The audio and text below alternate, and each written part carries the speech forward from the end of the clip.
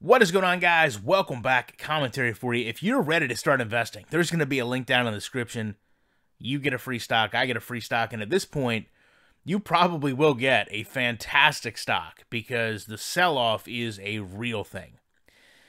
And if you're getting in the market now, you're a brave soul, and I commend you and I tip my cap to you. Taking a look at this cartoon, though, man, this is so accurate. You know, your plan is riding up a small incline to a checkered flag. Reality is trials, tribulations, storms, and I think there's a perspective that you have to keep here. I made the mistake of looking at my 401k. You know, between that and my personal investing, I probably lost, $16,000 in the past 2 days. That's probably half of what I made in a year, my first job. And I'm okay with that. Things could be worse. I have my health. My family has their health. There's people going through some real situations. Taking a look at where my investments are, it's funny to me, in the investing community, everybody was making videos when we were up 10, 15, 20%, right? But now that we're down 15% in 3 months, which is really all that I've lost. I've lost 3 months of gains, okay? It's not really that bad for me personally. But I talked yesterday about selling, and I wanted to kind of come back to that and say, I'm not offering to sell anything, but I'm offering to create a plan. And I think in this plan, right, we're just trying to get to normal. That's what everybody wants. We want this to go back to normal. We want the virus to go away, a cure, whatever. We want everything to go back to the way it was. And a sense of normalcy to me is just having a plan in place. I look at new residential. This is a stock, obviously, I'm up on. It's doing very well. It's turned down. It's $100 I could put back in my pocket. You take a look at Wendy's here. Wendy's is really intriguing to me because I've talked a lot about Wendy's, and I love Wendy's. As a restaurant, their business, everything they do, but here's my fear. We saw this today with Disney. Anything doesn't go right in a business, in the economy that we're in, and it can really be a disaster. So if this breakfast launch doesn't go as well as it should, or people don't go out and buy this because they want to stay inside or they're afraid, could be a real issue. Can I get out now while I'm ahead, take $140 with me? Probably not a bad idea. Now, VC Properties is a whole different beast, but I want you to think about it this way. If we talk about that plan, right, where I know I can get at a new residential, I know I can get at a Wendy's, I've got $140 in my pocket, I put $300 in the market as well, so now I'm looking at, $350, $400 to invest. You take a look at VC Properties here. This is a company that I've done very well with, and I'm still up with them. I bought in, continue to buy in at really good points.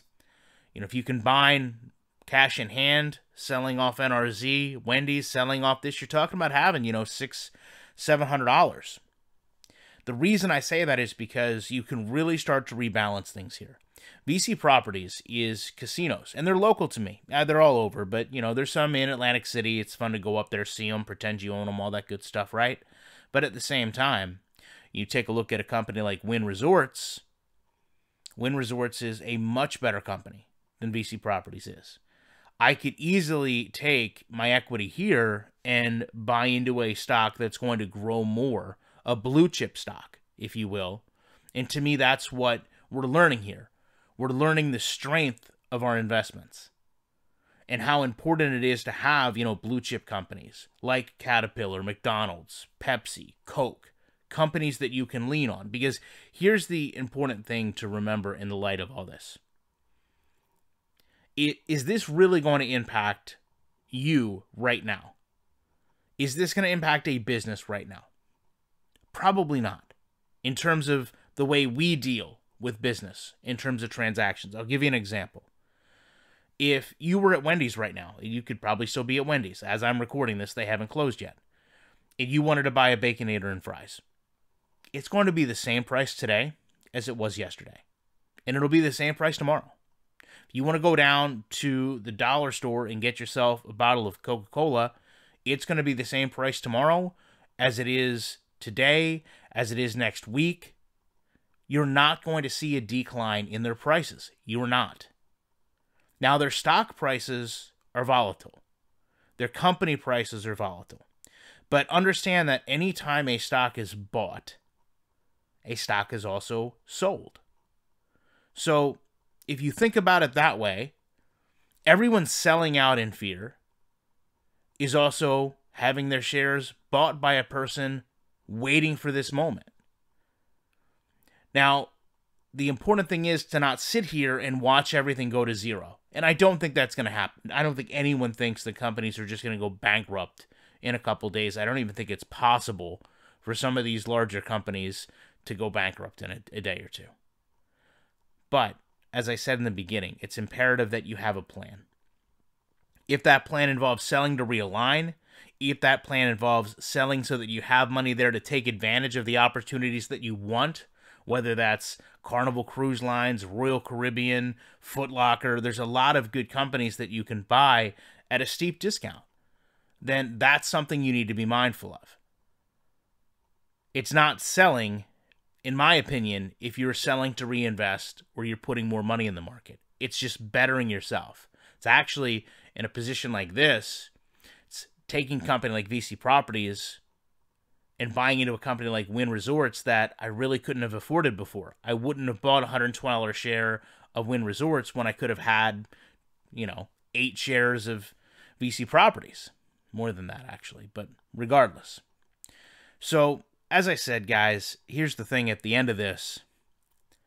When everybody was up 10 or 15%, at least in the investing videos and markets I watched, there was tons of content.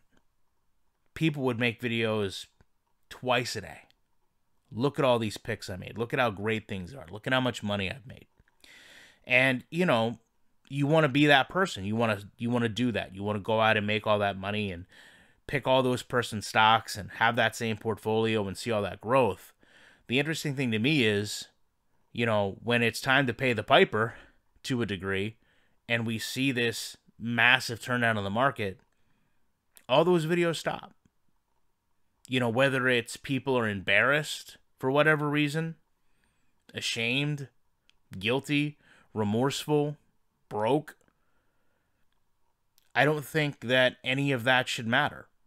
If you're here to talk to people about your good times in investing, or anything for that matter, you should also share the negative times. Because we're all going through this. We weren't all making $200,000-$300,000 a year in our investments, right? We weren't all investing $5,000-$6,000 a week like I've seen people do. But we're all experiencing this together. And we can all learn from this. And like I said, if nothing else, you're going to see the strength and stability of the choices you made in the market. And you're going to have a long time, most importantly, you're going to have a long time of rebuilding where you can buy back into the companies that you love, the companies that were supported through this, and the companies that didn't have nearly as much as an impact as others did. With that said, appreciate you guys checking this out. I will be back in the week with more commentary.